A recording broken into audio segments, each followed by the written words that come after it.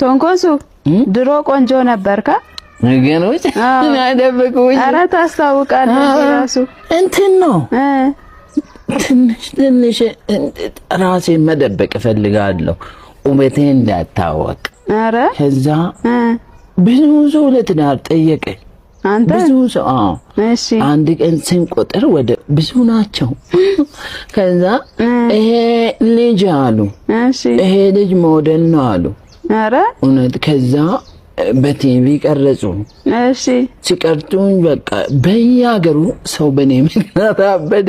ኧረ አበዱ በአንተ ቆንጆና ምክንያት ሲያብዱ። እንግዲህ እኔ የለበስኩት ልብስ ከኔ ብታዩ በቃ ተይው ሰው በቃ እኔ የለበስኩትን ልብስ መርጦ እንደኔ ደግሞ ከነሱ አምሪ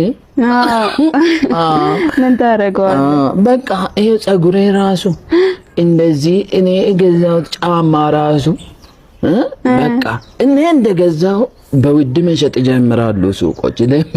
አንተ ከገዛክ በኋላ ለምቃሉ ወይ ጉድ! ከቁንጅና ከተነሳ ማለት ነው። እና እንትን ነው በቃ ታስታውቃለህ። ግን እንዲሁ ራስ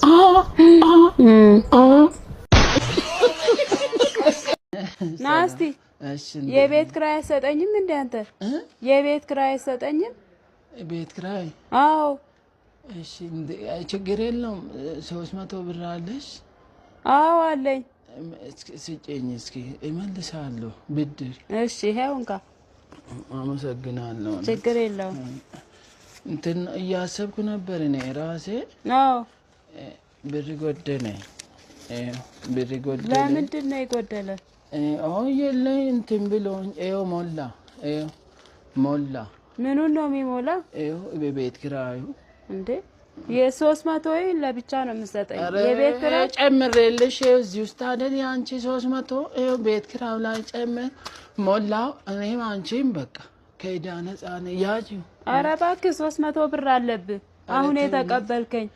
ከኔ ወስደህ ወደ እኔ ትመልሳለህ? ቤት ሌት በይ ይኸው መለስኩ አይደል? አሁን ምን አለኝ ተቀበልኩ። ይሄ የቤት ኪራይ ነው አባቱ 300 ትሰጠኛለህ። የለም ምን ነው የሚቀልደው ልጁ? ከኔው ተቀብለህ ወደ እኔ ትመልሳለህ? የሰው እንባ አለቅሽም እንዴ ጭራሽ? ኧረ ተይ እንዴ! ምንድን ነው ሰው ዝም ብሎ የራሱን ኑሮ አይኖርም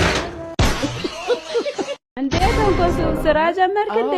ዋው ደስ ይላል። ይሄን ልሸጠው ነው? ይሄን ጀመርኩ በቃ ሰው ጠብቀኛል። ዋው አምጣ አንዱን ልቅመስልህ።